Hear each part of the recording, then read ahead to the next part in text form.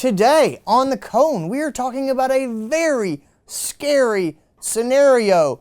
What should you know so that you can be prepared and help if a dog is ever hit by a car? And now, the vet who sometimes has to talk about things that aren't super funny, Dr. Andy Roark.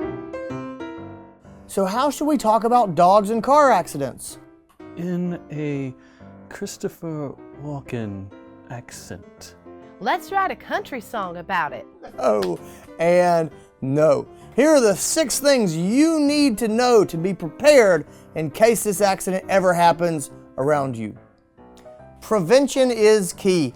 I know, it's super obvious, but it has to be said. You can't trust a dog, no matter how wonderful he is, not to get distracted and wander away if he's not on a leash. Also, you can't trust people driving cars to be on the lookout for dogs. We can't let dogs roam free, whether it's around our homes or out in the world. Leashes save lives. I know your dog has a dream of taking off and going to California to make it in the movie business, but dreams die every day. That's life. And you know what saves lives? Leashes. Know your digits. You should have your vet's phone number and the local emergency veterinary hospital's phone number already programmed into your phone. Just make sure you only call your vet for pet-related stuff. I'm sorry, I don't know what you should do about that cute guy you met.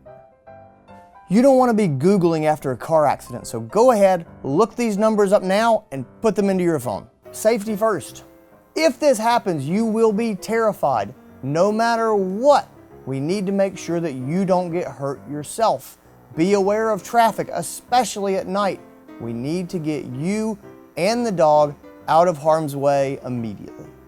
Besides traffic, we need to worry a bit about the dog. There's a very good chance that he could be in terrible pain or not know where he is or what's going on.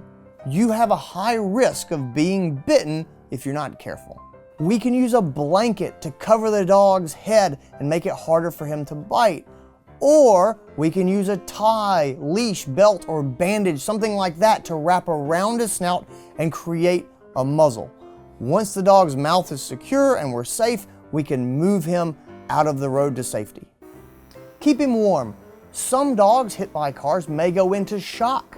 That's true even if there aren't any visible injuries. There's not much you can do for a dog going into shock beside the road other than keep him warm and get him to the vet.